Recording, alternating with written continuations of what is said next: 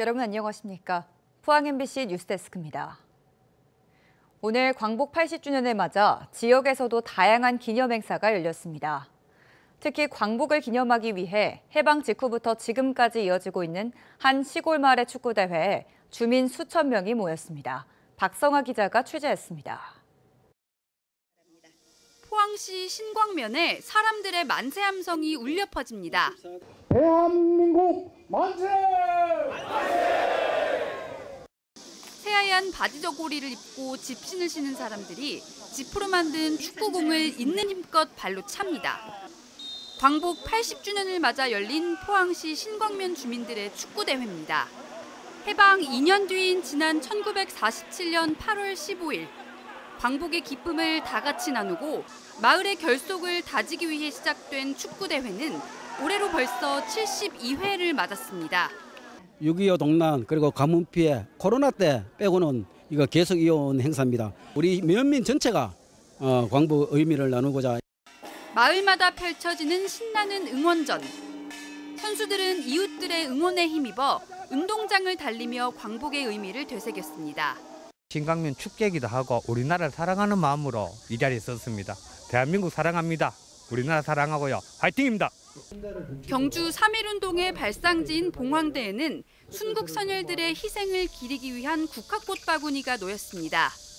신라 대종 앞에선 대형 태극기가 휘날리고 광복절을 기념하는 신라 고치대의 공연이 이어졌습니다.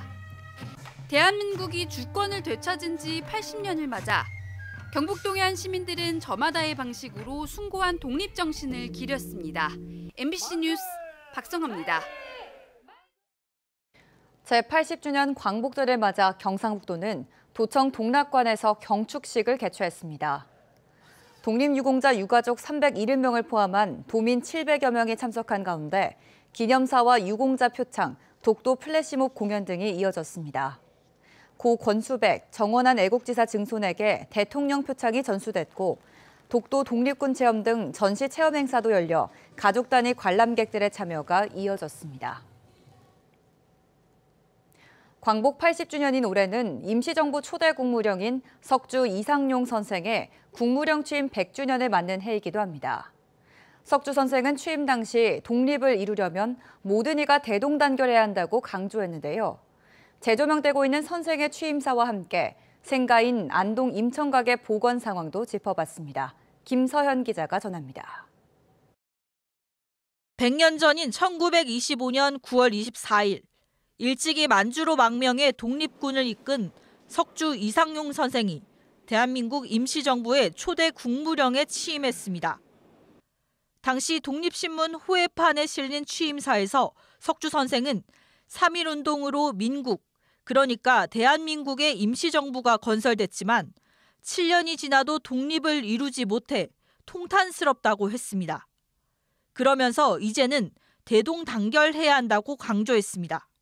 무거운 책임을 맡게 되어 두려운 생각이 밤낮 떠나지 아니하옵는 바 오직 모든 일은 여러 사람의 마음과 힘을 모으는 데서 이루어지는 것이니 마땅히 합심동력하여 대업을 속히 성취함을 바라나이다.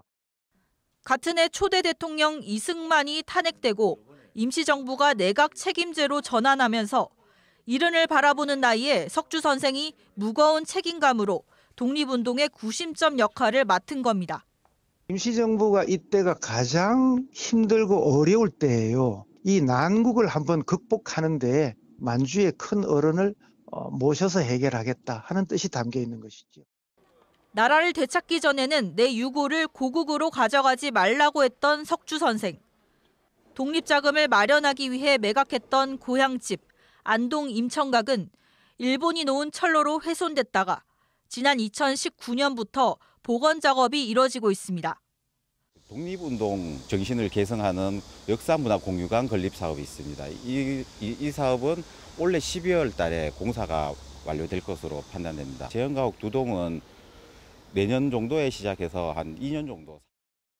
국무령에 오르신 지가 이제 딱 100주년이 되는 해인데 안동에서 참 국정 최고 책임자가 또 배출되고 이렇게 또 남다른 참 감회가 있습니다.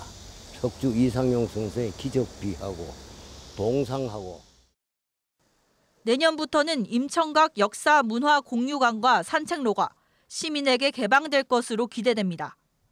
내년에 임청각이 복원되면은 독립운동을 위해 희생한 분들은 나라가 끝까지 책임진다는 걸 보여주는 의미 있는 장소가 될 것으로 기대하고요. 또한 방문객들이 독립운동의 현장을 직접 보고 느낄 수 있는 공간이 될 것이라고 생각합니다. 100년 전 조국의 해방을 굳게 믿고 국민의 대동단결을 바라며 정부 수반의 자리에 올랐던 석주 이상용 선생. 선생의 의지가 깃든 안동 임청각이 독립운동사를 상징하는 공간으로 다시 서고 있습니다. MBC 뉴스 김서연입니다. 정부가 철강 관세 등으로 어려움을 겪고 있는 포항시를 산업위기 선제 대응 지역으로 지정할지 여부를 신속히 검토하겠다고 밝혔습니다. 어제 포항시청에서 열린 철강기업과의 간담회에서 기획재정부와 산업통상부 관계자는 이 같은 방침을 밝혔습니다. 간담회에서 포스코와 현대제철, 동국제강 등 기업들은 철강산업 위기가 지역 전체 경제를 확산하지 않도록 선제 대응이 필요하다는 의견을 정부에 전달했습니다. 철강 경기 침체로 포항철강공단의 생산과 수출 감소세가 이어지고 있습니다. 한국은행 포항본부가 발표한 6월의 경북 동해안 실물경제 동향을 보면 포항철강공단 생산액은 1조 2천억 원, 수출액은 2억 8천만 달러로 1년 전에 비해 각각 4.5%와 3.4% 감소했습니다. 경북 동해안 지역 전체 수출액은 7억 2,400만 달러로 작년 6월에 비해 19.8%나 줄었으며 특히 화학공업 제품 수출이 50% 넘게 감소했습니다. 경북 동해안의 6월 중 수산물 생산량은 9,470톤으로 1년 전에 비해 28.1% 줄었습니다. 눈썹 문신은 미용인가 의료행위인가 논란이 끊이지 않죠. 법원에서조차 엇갈린 판결로 많은 문신사가 처벌을 받기도 했습니다. 의료행위에 대한 법 규정이 미비하기 때문이란 지적을 받는데요. 비의료인에게도 자격을 갖추면 문신 시술을 허용하는 법안이 국회 상임위 통과를 앞두고 있습니다. 보도에 조재한 기자입니다. 지난해 대구지방법원에서는 비의료인 눈썹 문신 시술이 의료법에 정한 행위인지 아닌지를 다투는 국민 참여 재판이 열렸습니다. 결과는 배심원 7명 가운데 4명은 유죄, 3명은 무죄로 판단해 징역형 집행유예에 벌금형이 선고됐습니다. 이보다 앞서 2022년 청주지법, 2023년 부산지법에서는 무죄 판결이 나오는 등 같은 사안을 두고도 법적 판단은 엇갈렸습니다. 의료법에서 정한 의료 행위를 어디까지 볼 것인지 규정이 미비하기 때문이라며 문신이 일상화된 시대에 맞춰 법을 정비해야 한다는 요구가 잇따랐습니다. 이런 가운데 비의료인에게 문신 시술을 허용하자는 2건의 문신사 법안이 국회 보건복지위 심사를 받고 있습니다. 두 법안 모두 무면허 의료 행위를 금지한 의료법 27조의 예외 조항을 더 문신사에게 문신 행위를 허용하자는 내용을 담고 있습니다. 또 문신사는 자격시험을 치르도록 하며 위생과 안전관리 교육, 시설장비 관리 규정 등의 안전장치를 규정하고 있습니다. 보건복지부에서는 2개 법안을 종합해 문신사를 양성화하는 통합안도 마련하는 것으로 알려졌습니다. 법안은 오늘 20일 국회 보건복지위 제2법안 소위에 상정돼 27일 예정된 상임위 통과 가능성도 나오고 있습니다. 국가 차원에서 문신사들도 보호하고 또 받는 국민들도 좀 안전하게 받을 수 있게끔 그런 관리감도 당연히 해주셔야 되는 거고 위생교육도 받아야 되고 그리고 이 문신할 수 있는 기본 자격도 갖춰야 되고 눈썹을 포함한 반영구 화장이나 문신은 문신사나 반영구 화장사가 거의 대부분 시술하고 있습니다.